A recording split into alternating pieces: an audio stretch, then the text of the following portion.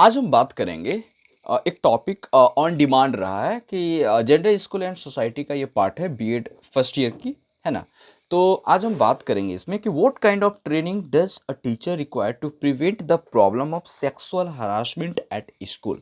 यानी एक टीचर को क्या करना चाहिए स्कूल इन्वायरमेंट में सेक्सुअल हरासमेंट को रोकने के लिए। ये जो प्रॉब्लम है ना सेक्सुअल हरासमेंट, इसको रोकने के लिए एक टीचर को क्या करना चाहिए स्कूल में। तो उसको किस प्रकार के ट्रेनिंग, किस प्रकार के एजुकेशन, उन्हें क्या क्या करनी चाहिए, कैसे इन्वायरमेंट होनी चाहिए स्कूल में, इन सारे को टॉपिक को आज डिस्कस करेंगे इस वीडियो में। ये ऑन डिमांड टॉपिक है ना। इस टॉपिक को बहुत सारे स्टूडेंट्स व्यूअर काफ़ी दिनों से मांग रहे थे, उनके एग्जाम्स होने वाले हैं तो बोला गया कि सर इस टॉपिक पर आप एक वीडियो बना दीजिए। तो मैं उन सारे स्टूडेंट्स व्यूअर को के लिए ये वीडियो बना रहा हूँ और उनके एग्ज़ाम्स में ऑल द बेस्ट कहता हूँ, ताकि उनके एग्ज़ाम्स अच्छे से अच्छा हो और ज़्यादा से ज़्यादा मार्क्स हो एक्वायर्ड करें। दोस्तों, अगर आप इस वीडियो को पहली बार देख रहे हैं तो प्लीज़ हमारे चैनल को सब्सक्राइब कर लीजिए, नए हैं तो लाइक कर दीजिए और दोस्तों के साथ ज़्यादा से ज़्यादा शेयर कर दीजिए, क्योंकि आपकी शेयरिंग, आपकी लाइक मुझे मोटिवेट करता है। दोस्तों, आप मुझे टेलीग्राम पर भी फॉलो कर सकते हैं। टेलीग्राम पर जो लिंक है दोस्तों, ये है आपका एडुको क्लासेस करके है दोस्तों। इसको आप फॉलो कर लीजिए। किसी प्रकार का कोई क्वेरी रहेगा तो आप मुझे मेल कर सकते हैं दोस्तों, MANISS manish@gmail.com। यानी लिख देते हैं दोस्तों MANISSNPG@gmail.com, gmail.com। इस तरीके से आप मेल करके मुझे पूछ सकते हैं, है ना। अगर किसी तरह का कोई प्रॉब्लम हो तो कमेंट कर सकते हैं दोस्तों। चलिए वीडियो को स्टार्ट करते हैं। दोस्तों, सबसे पहले ये क्वेश्चन का आंसर देने से पहले मैं हम लोग ये जानना चाहेंगे कि सेक्सुअल हरासमेंट किसे कहते हैं। क्या सारे सेक्सुअल हरासमेंट होते हैं? किस टाइप के एक्टिविटी को सेक्सुअल हरासमेंट कहोगे आप, है ना। तो अगर हम एसडीओ के डिफिनेशन की बात करें, यानी सेक्सुअल डिस्क्रिमिनेशन ऑर्डिनेंस की अगर हम बात करें, इनके अनुसार जो सेक्सुअल हरासमेंट की बात कही गई है, इन्होंने एक लीगल डिफिनेशन दिया है जिसको पूरी वर्ल्ड में इसकी माना जाता है ना। कोई भी व्यक्ति मेक्स अनवेलकम सेक्सुअल एडवांस, है ना। अगर बिना किसी की मर्जी से आप किसी को टच करते हो, बिना उनकी परमिशन से आप किसी की टच करते हो या वैसे एक्टिविटी आप करते हो जो उनको पसंद नहीं है, इस प्रकार के एक्टिविटी को सेक्सुअल हरासमेंट कह सकते हैं, है ना। हरासमेंट का मतलब ही होता है कि आप उनकी बिना पसंद नापसंद को ख्याल रखते हुए आप उसके साथ जबरदस्ती कर रहे हो, तो इसको हरासमेंट कहते हैं। तो हराश करना, प्रताड़ित करना। लेकिन सेक्सुअल का मतलब हो गया कि आप उस हिसाब से उस एक्टिविटी के साथ आप कर रहे हो जो अगला को नापसंद आए, है ना।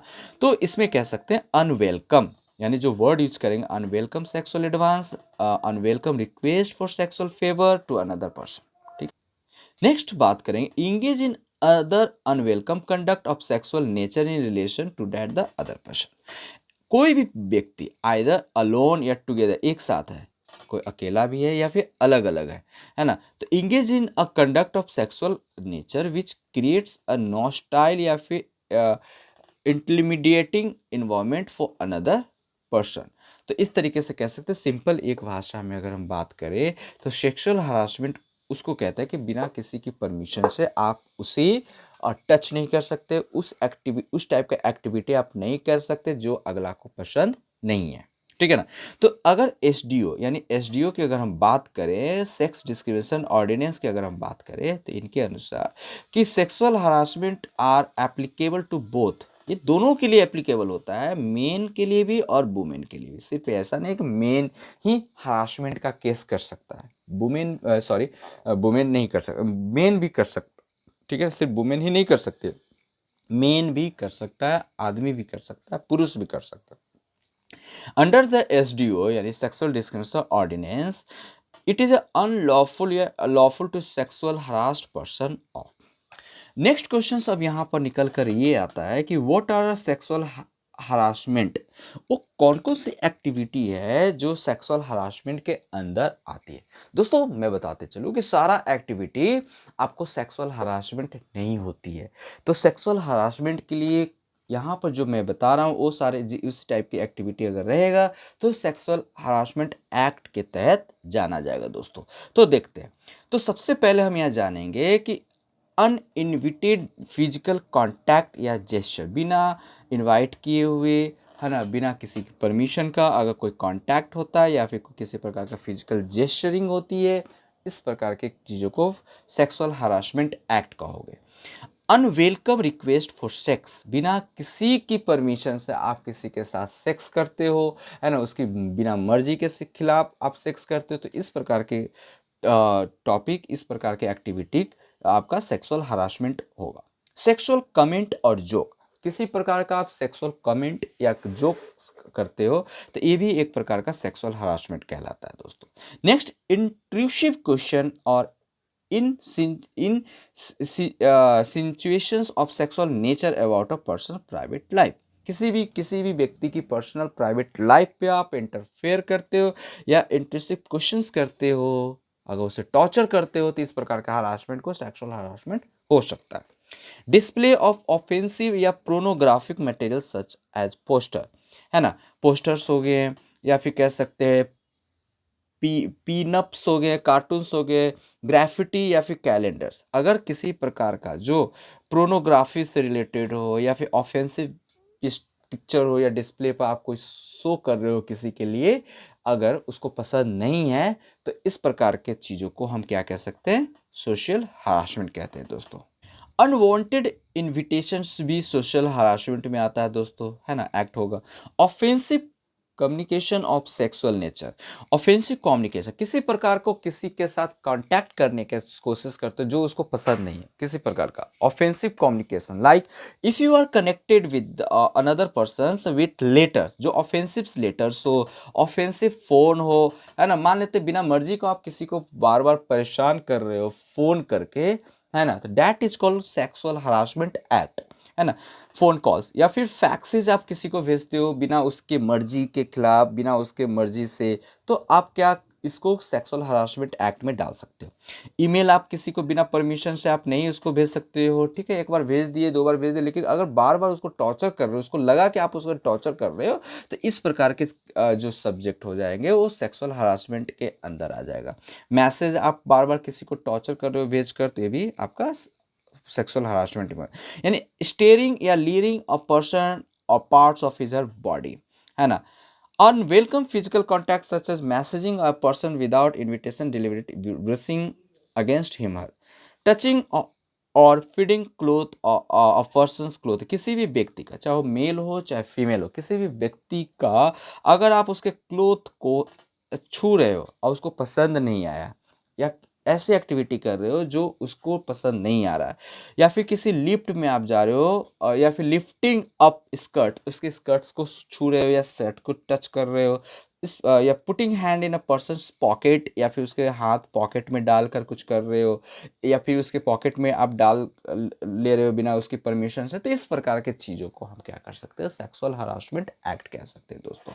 दोस्तों अब बात ये निकल के आता है कि वो कौन सी चीजें हैं, स्कूल की अब बात करते हैं कि व्हाट आर द सिनारियो, कौन सी सीन है जो क्रिएट करता है हॉस्टाइल या फिर इंटीमिडेटिंग इन्वायरमेंट इन स्कूल। वो कौन से किस टाइप की एक्टिविटी, लड़के या फिर स्टाफ या टीचर्स किस प्रकार की एक्टिविटी को सोशल हरासमेंट, सेक्सुअल हरासमेंट कह सकते हैं स्कूल में। स्कूल की मेनली मेरा टॉपिक, हम लोग का टॉपिक क्या था, स्कूल्स में अगर सेक्सुअल हरासमेंट होता है तो एक टीचर्स को क्या होना चाहिए, कैसे उसे ट्रेनिंग देनी चाहिए, उस टॉपिक का इसी हम लोगों ने सेक्सुअल हरासमेंट की जानने की कोशिश की, सेक्सुअल हरासमेंट में किस टाइप की एक्टिविटी आती है उसको जानने की कोशिश की। अब हम जानेंगे कि उस कौन कौन सा सीन है, कौन कौन सी एक्टिविटी है दोस्तों स्कूल में कि जो सेक्सुअल हरासमेंट के अंदर आ सकता है ना। तो पहला हम उसी से रिलेटेड देखते हैं कि फर्स्ट क्या है।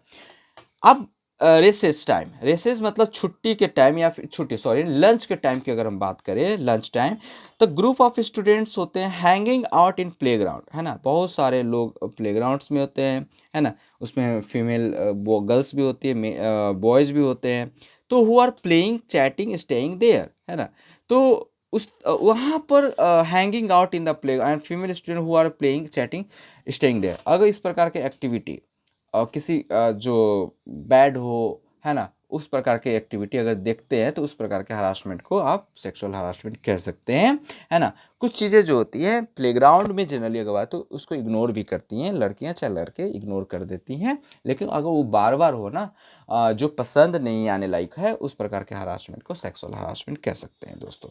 नेक्स्ट हम बात करते हैं स्टाफ रूम। एक स्टाफ रूम है जहाँ पर बोथ फीमेल और मेल जो कलीग है, मेल और female colleague, some colleague displayed nude picture as a screen, है ना।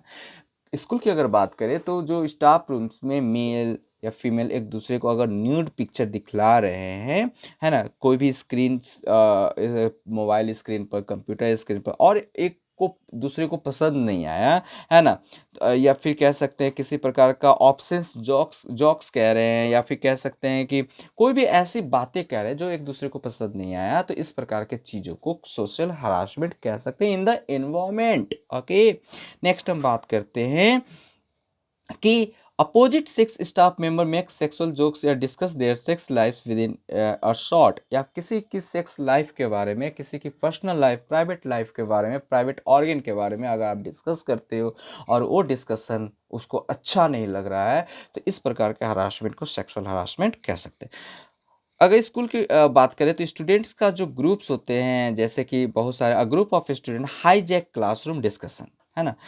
क्लासरूम डिस्कशन में जो डिस्कशन हो रही है वो कहीं ना कहीं कहीं अगर ऐसा ना हो कि बच्चे या फिर कोई टॉपिक सेक्सुअल टॉपिक से रिलेटेड क्या कर दिया गया, हाईजैक कर दिया गया, है ना।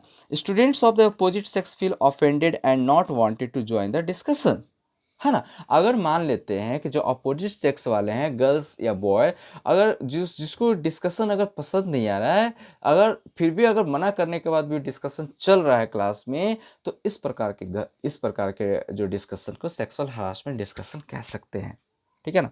तो अब बात ये आता है कि what are responsible practicable steps by the schools. कौन कौन सी स्टेप स्कूल को लेनी चाहिए, what should to take school, है ना, what should schools takes the steps. Okay, तो हम बात करते हैं उन सारे स्टेप्स को जो स्कूल के द्वारा इस प्रकार के एक्टिविटी को रोकने के लिए, है ना, प्रिवेंट करने के लिए लेना चाहिए। तो देखते हैं, स्कूल को चाहिए कि जो भी इस प्रकार की एक्टिविटी हो रही है उसको रोका जाए, है ना। तो उसके लिए प्रिंसिपल्स जो होते हैं वो ज़्यादा रिस्पॉन्सिबल होते हैं, और टीचर्स और प्रिंसिपल दोनों ज़्यादा रिस्पॉन्सिबल होते हैं, है ना। उनको चाहिए कि एक स्कूल में एक अपना एक इम्पॉर्टेंट और काफ़ी प्रैक्टिसेबल स्टेप को टेक करे, है ना, उसको प्रमोट करे। वो एक पॉलिसी, स्कूल की अपनी पॉलिसी होता है, गवर्नमेंट की लॉ होता है, सारे इम्प्लीमेंट करे, प्रिवेंट करे सेक्सुअल हरासमेंट को रोकने के लिए, है ना।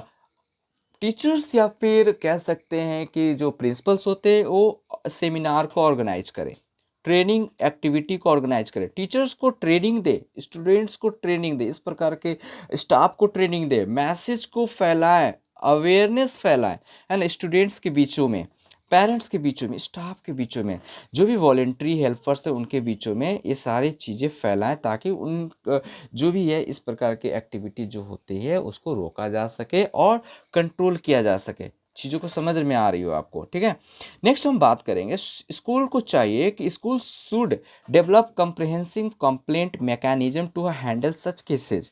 स्कूल को चाहिए कि इस प्रकार के केसेस स्कूल से बाहर नहीं जाना चाहिए, ज़्यादा एक हॉट केक नहीं बनना चाहिए, है ना। तो बड़ी पैमाने पर इस प्रकार के केसेस आने के बाद क्या होता है कि स्कूल की बदनामी, साथ साथ पेरेंट्स, बच्चे सारे की बदनामी हो जाती है, और हमारे देश का भी बदनामी होती है। इसलिए इसको ज़्यादा स्कूल से बाहर नहीं जाना चाहिए, और टीचर्स को एक ट्रेन करना चाहिए, टीचर को एक ट्रेनिंग देनी चाहिए प्रॉपर वे में, है ना, इस प्रकार के सिचुएशन को हैंडल करने के लिए। और साथ ही साथ ट्रेनिंग वर्कशॉप, उसीलिए टीचर को ट्रेनिंग देने के लिए टाइम टू टाइम वर्कशॉप होनी चाहिए स्कूल में, सपोर्ट स्टाफ के को सपोर्ट करना चाहिए, and students should be provide to promote gender equality.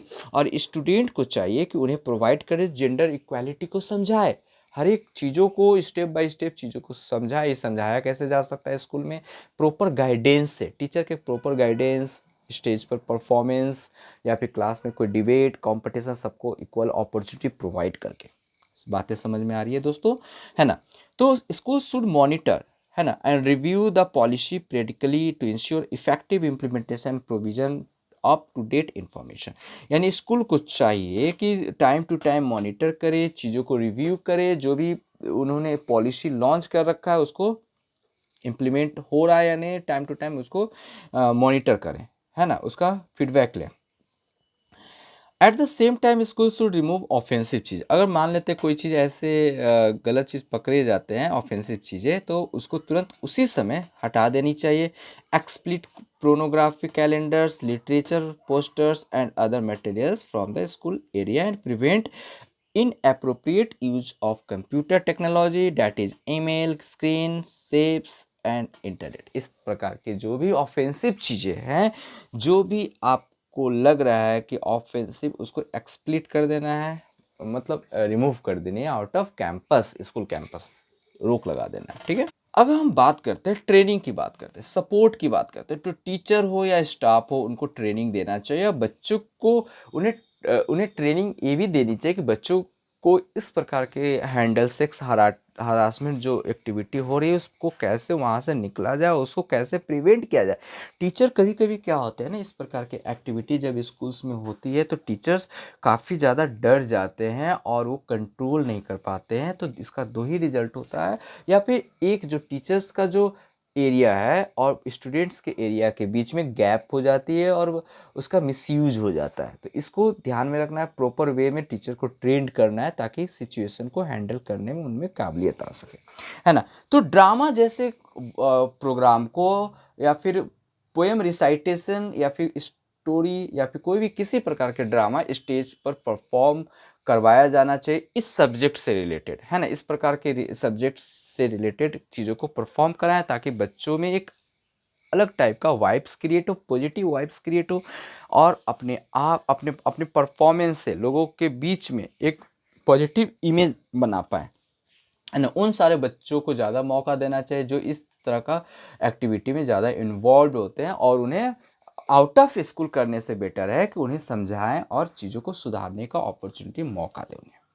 दूसरी बात करते हैं कि ट्रेनिंग जो होनी चाहिए स्कूल में टीचर्स की, वो आपका उन्हें इतना कैपेबल बनाना है कि ताकि स्टूडेंट्स की चीज़ों को समझे, ऑब्जर्व करे और उन्हें सिचुएशन को हैंडल करे। फ्री टॉक स्टूडेंट और टीचर के बीच में, टीचर ऐसा इन्वायरमेंट क्रिएट करे, उन्हें ऐसे ट्रेन करना चाहिए टीचर को कि उनको समझाना चाहिए कि टीचर और स्टूडेंट के बीच में एक इन्वायरमेंट क्रिएट होनी चाहिए ताकि फ्री टॉक, बच्चे अपनी प्रॉब्लम, अपनी परेशानी को फ्री, यानी कह सकते हैं आराम से टीचर को शेयर कर सकें और वो अपनी कॉन्फिडेंस, अपनी ट्रस्ट को क्या करें, टीचर को दिखा सकें। Conduct awareness rising session for general staff on sexual harassment issue, है ना। अवेयरनेस फैलाना है स्टाफ के बीच में, टीचर को इनकरेज करनी है। फर्स्ट टीचर अपॉइंटमेंट, जो भी नए नए टीचर्स होते हैं पहले उन्हें समझाना है, गाइड रूल रेगुलेशन, और उन्हें प्रमोट करना है, मोटिवेट करते रहना, सपोर्ट करनी है। Distribute state policy statement to staff और discussion re at staff meeting at regular interval. इस तरह का चीज़ों को हम कर सकते हैं दोस्तों। नेक्स्ट वीडियो के साथ मिलते हैं दोस्तों, तब तक आप मेरे वीडियो देखते रहें, वीडियो को लाइक शेयर जरूर करें, ज़्यादा से ज़्यादा लोगों को शेयर कर दें दोस्तों। नेक्स्ट वीडियो के साथ मिलते हैं, तब तक अपना ख्याल रखिएगा। जय हिंद।